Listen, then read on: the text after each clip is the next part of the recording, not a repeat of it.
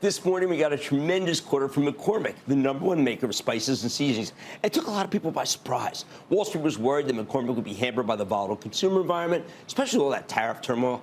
But these guys reported a strong quarter with inline revenue, 4-cent earnings beat off a 65-cent basis, even though management only reaffirmed their full-year forecast for the quarter. The stock still shot up higher because they explained how they were mitigating the cost of the tariffs for the second half. I loved it. So did you miss this one, or could their stock have more room to run? Let's check in with Brendan Foley. He's the chairman, president, and CEO of McCormick. Brendan, it's great to see you on Mad Money again. Good to see you, Jim. Thank you for having me. You started out by saying we are a growth-oriented company. At one point, I would have said, what does that mean? But in your industry, this is just stellar.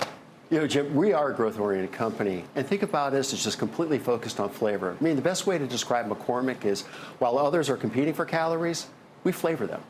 You know, and we're driving some really strong volume-led growth across our business, and we're investing in our brands. You know, we're driving more brand marketing, more innovation, more distribution.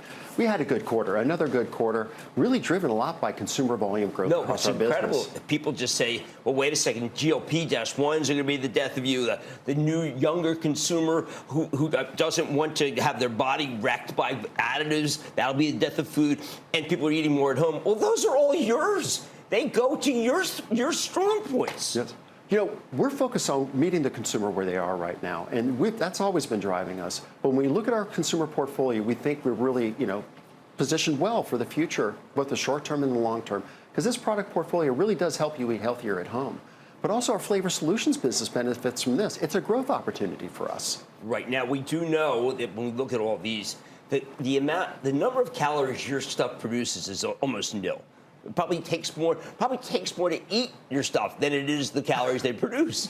You know, products like French's Mustard or Frank's Red Hot, there's not a lot of extra stuff in there, and they're really just quite, you know, high integrity products when you look at the ingredient statement. But you did point out in your conference call that the CPG, the center part of the store, they're still not doing well, and they are some of your customers. You know, we're still seeing a lot of growth across the store. The great part about McCormick is we're end-to-end flavor, and so we play in so many different areas when you think about the world of flavor. Whether it's the consumer business, you know, we're flavoring food and beverage brands across the world, but we're also in the food service industry too. And we still find growth. You know, we're working with a lot of emerging brands right now that are fast growing, and they're bringing a lot of those health benefits to the consumer shelf. And so we're helping them flavor their products. Everything needs flavor, Jim. And so this is why a growth opportunity for us. We're also seeing it in food service. Well, I also saw APAC, Asia Pacific, nice little turn. We are seeing, you know, our business in China is starting to show some gradual growth. That's great. I remember when it hurt you. I mean, but I would speak to your predecessor and be like, oh, no, China, but it's showing growth. It's always a long-term game, right? You know, when we look at it. We're also seeing some nice growth in our QSR business there, too. In quick serve. Yeah. Well, that's good because that was something we were concerned about, too. I mean, but you have such a balanced portfolio. I always felt that not one of these can take you down. No one, it hasn't happened. And it just kind of goes like this. Yeah, it is a portfolio that allows us to take advantage of all the different opportunities, no matter whether people are eating at home or away from home. We have an opportunity to still find growth across the world in flavor. Well, now you're a person who knows growth, you know taste, you know what people are looking for. But whoever thought that with your 17,000 unique items that you have to get from 90 countries, I mean, it must take you weeks just to calculate the tariffs. Our teams did a lot of work around this. You know, we've done a nice job mitigating the tariff impact as we think about through the 2025. The one thing about our business that's important to understand, when you think about all the products that we sell in the United States, you know, over 90% of them are made in the United States. But we have a great majority of those ingredients we have to source outside the United States because we can't grow them here overall. So this is a big area. Agricultural impact is probably what we're focused on when you're looking at tariff impact. Yeah, no, I mean, it seemed like that.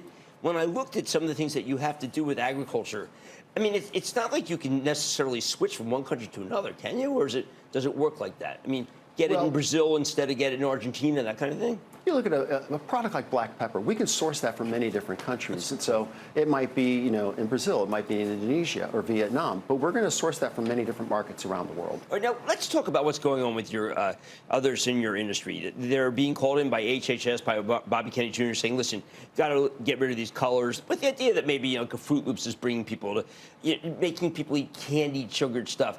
I don't see your portfolio having a problem with the HHS and the things that Bobby Kennedy Jr. is talking about. You know, our portfolio is really allowing and enabling consumers to flavor their meals at home. If you think about our consumer portfolio, Right. and you can see some of the products that we have here. These are some of our new items that we've got. It could be, heat flavored like Thai style chili pepper, or Hatch chili pepper. Those are areas where we can continue to drive innovation for the consumer, and allows us to really meet the needs of where they are right now. And so we see a lot of opportunity in this environment. And how many different kinds of hot sauce have you been coming up with? Well, Cholula, we've been expanding this. Yeah, I know. I see them because it used to be free at my Mexican restaurant. Now there's like a dozen of them. Well, these are our cremosas, and those are coming out now this summer. We launched this one last year, which is extra hot. This is really by consumer demand. We learned this online, just through all the commentary, and they said, you know what, I like Cholula, I'd like it a little bit hotter, so we came out with extra hot. These are the opportunities that we see across our portfolio, but you're right, they're fundamentally pretty healthy. It's a great way to flavor, and this is where we see a lot of opportunity across our consumer portfolio that will drive growth for us. Hey, speaking of online, the minis you introduced are still going crazy online. It's a great way to test new flavors. I know one of your favorite products is French's mustard. Dill pickle is a big trend in the last year. We launched a mini size of dill pickle just to get people to try it. It's a hot new item right now. No, you compete against me and my pickles this year. Of course, I use your spices. One last thing. Yeah. I was concerned. You want to have a different countertop-worthy new package. You're not going to change it too much, are you? Our gourmet line is one of our premier. This is the best material we can find around the world. And so here's an example, with just a countertop-worthy package. I see. You got a gold cap. It's kind of sealed right there. And these are the types of products that consumers are looking for on their countertop. And so we're relaunching our gourmet line this year. And so it's a great opportunity. We're going to grow new distribution. Okay, so in other words, you're not changing the, I'll know there'll be, I've got my typical that my mom had and my grandma had, right? This is the premium end of our line, which is just the best that we can source. Well, I've got to tell you, I knew when you came in that you would have a very growth-oriented, exciting view of things, and boy, whoever thought how much we need those. All right, that's Brendan Foley, Chairman CEO of McCormick.